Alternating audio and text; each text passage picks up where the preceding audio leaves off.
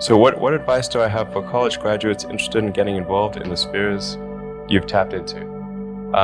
Certainly I'd invite you to apply for a job at SolarCity or Tesla or SpaceX. If that doesn't work for whatever reason, then I guess apply to jobs at other companies in that arena or try starting a company. The space business is quite hard to start a company in the space business because it's such a capital intensive business. So it may be better to do something in solar power, or if you're going to do it in cars, do it as kind of a component supplier for cars or something like that. If you study engineering and you figure out how to design new things, then it's relatively easy to start a company.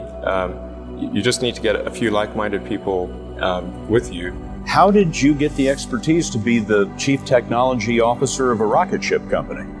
I do have a physics background. That's helpful as a foundation. And then I read a lot of books and talked to a lot of smart people. I think my sort of drive to get it done is somewhat disconnected from hope, enthusiasm, or anything else. I actually just don't care about hope or enthusiasm, motivation. Just give it everything I've got, irrespective of what the circumstances may be. You just keep going and get it done. What is the one thing that has surprised you about your life? Oh, one thing, wow. Well, I'm surprised by the whole thing, honestly. I certainly didn't expect to be for any of these things to happen, honestly. I knew I wanted to be involved in technology, in fact, the only reason I started a company back in '95, an internet company, was because I couldn't get it. There were only a few internet companies, and I couldn't get a job at any of them. I tried to get a job at Netscape, and sent my resume in and tried hanging out in the lobby, but I was too shy to talk to anyone. And then I was like, okay, well, I guess I'll have to start a company because I can't get a job anywhere. I wouldn't say I'm fearless. In fact, I think I feel fear quite strongly. But if what we're doing is what I'm doing is I think is important enough, then I just override the fear. I think also people tend to overweight risk on a personal level. It's one thing if you've got a mortgage to pay and cash support, and that if you were to deviate from your job, that's, well, how are you going to feed your family and pay the rent? And okay, that's understandable. But let's say you're young and you're just coming out of college or coming out of high school, or whatever. What do you risk? You're not going to starve. I mean, it's really certainly not in any kind of modern economy. It's so easy to earn enough money just to live somewhere and eat food. So I don't know what are they afraid of? They're mostly afraid of failure, I think. But people should be less risk averse when there's not much at risk. I also had sort of a slight existential crisis because I was trying to figure out what does it all mean? Like, what's the purpose of things? And I came to the conclusion that if we can advance the knowledge of the world, if we can do things that expand the scope and scale of consciousness, then we're better able to ask the right questions and become more enlightened, and that's really the only way forward. What drives you? What is it that when you wake up in the morning, do you see a problem and you want to solve it? I think the thing that drives me is that I want to be able to think about the future and feel good about that. We're doing what we can to have the future be as good as possible, to be inspired by what is likely to happen, and to look forward to the next day.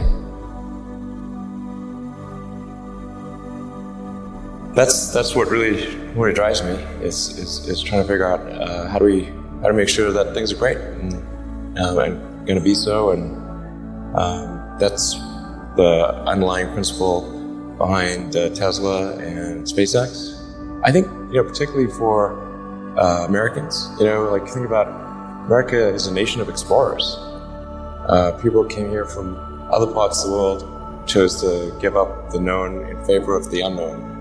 So I think exploration, I think the United States is a distillation of the human spirit of exploration. I mean, I thought both Tesla and SpaceX would fail at the beginning.